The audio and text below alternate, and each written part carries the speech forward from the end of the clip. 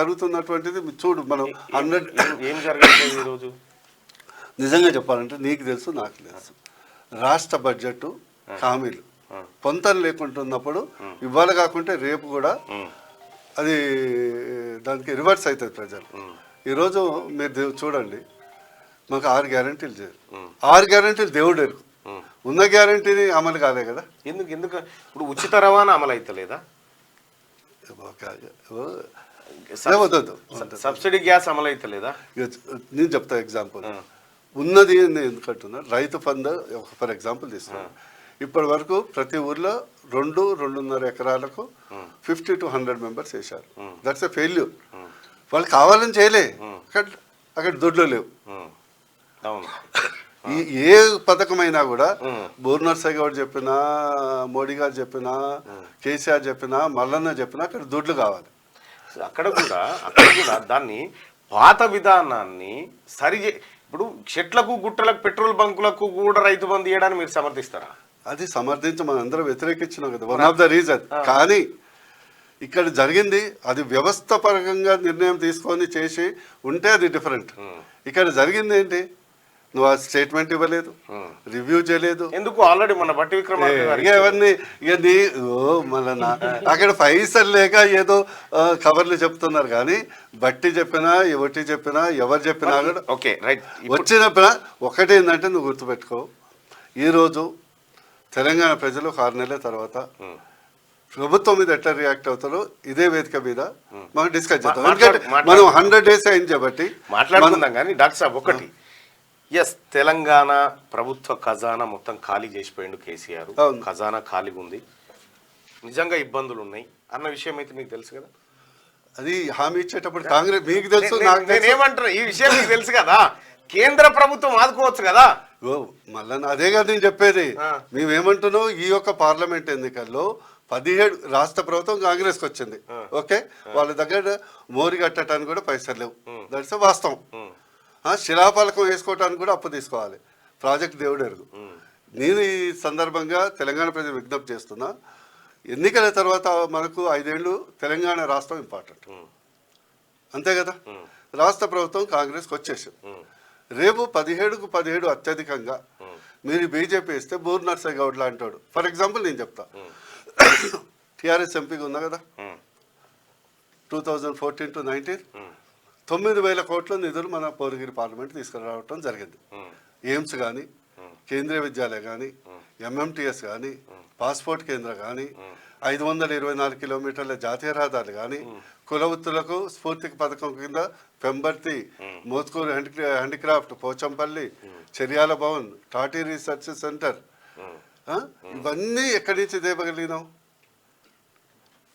ఇవన్నీ ఉన్నాయా ఇప్పుడు? చూడు, నువ్వు రేపు కెమెరాని పంపి. ఈరోజు ఎయిమ్స్ బయట 10 లక్షలకి అయ్యే ఆపరేషను పూర్తి స్థాయిలో ఇంకా కంప్లీట్ కాలేదు, ఓన్లీ 30% అయింది, ఇంకా 70% బిల్డింగ్స్ అవుతున్నాయి. మొన్న పేషెంట్ ఫోన్ చేశారు, సార్ మీ పుణ్యం అంటూ హైదరాబాద్లో ఒక హాస్పిటల్ పోతే 5 lakhs ఎస్టిమేట్ ఇచ్చారు, ఇక్కడికి వచ్చాను 1000 రూపాయలతో అయిపోయింది సార్ అంటే. కాకపోతే ఏంటంటే ఒక డాక్టర్ ఏ కూడా పని చేసారు మీరు, ఎందుకు చెప్పాలా? మీకు కొన్ని హాస్పిటల్లో షేర్లు నాకు షేర్ లేదు, సరే హాస్పిటల్లో లే షేర్ నాకు హాస్పిటల్లో వర్క్ చేస్తారు అట్లా వర్క్. అయితే ఇప్పుడు మళ్ళా ఉండు, అటువంటి మీరు ఈ చెప్పేది విను. నాకు విద్యా వైద్యాన్ని పేద కుటుంబం నుంచి మధ్య తరగతి నుంచి వచ్చిన, రోజు 10 కాల్స్ వస్తాయి, సార్ 15 లక్షలు బిల్ అయింది, తక్కువ చెప్పారు. ఏం చెప్పిస్తా? ఓ 15,000, 20,000, 30,000 తక్కువ చేస్తారు. సార్ 5 లక్షలు బిల్ అయింది. అడ్మిట్ అయ్యేటప్పుడు, అరే నువ్వు ఎందుకు అడ్మిట్ అయినావు రా భయ్, నాకు మొదలే ఫోన్ చేయొచ్చు కదా. నిమ్సో, ఉస్మానియో, గాంధీ మాకు అందరి దేశంలో చెప్తుంటే కానీ ఆపత్తితోనే ఉరుకుతారు. ఇక 2 రోజులు కాగానే రోజుకి 1,00,000 బిల్ అవుతుంది. 3వ రోజు నుంచి టెన్షన్ స్టార్ట్ అవుతుంది. బంధువులు గాయబ్ అవుతారు, ఎవరు చూడటానికి రాడు, పైసలు అడుగుతారేమని. అందుకొరకు ఏంటంటే నేననేది ఏంటంటే అంతిమంగా సరే ఓకే, కాంగ్రెస్ గవర్నమెంట్ ఎట్లా పర్ఫార్మ్ చేస్తుంది అనేది ముందు మనకు తెలుస్తుంది. కానీ రాష్ట్రం బాగుండాలంటే, కేంద్రం సహకరించాలంటే రాజ్యాంగబద్ధంగా వచ్చేది వేరు, అది ఎవరు ఆపలేరు. అదనంగా రావాలంటే ఖచ్చితంగా కేంద్రం ఏ రాజకీయ పార్టీ అయినా కూడా తమకు కొన్ని సీట్లు వచ్చినా లేవని చూస్తుంది. ఈరోజు కొడంగల్లో మన రేవంత్ రెడ్డి గారిపై 5,000 కోట్ల 10,000 కోట్ల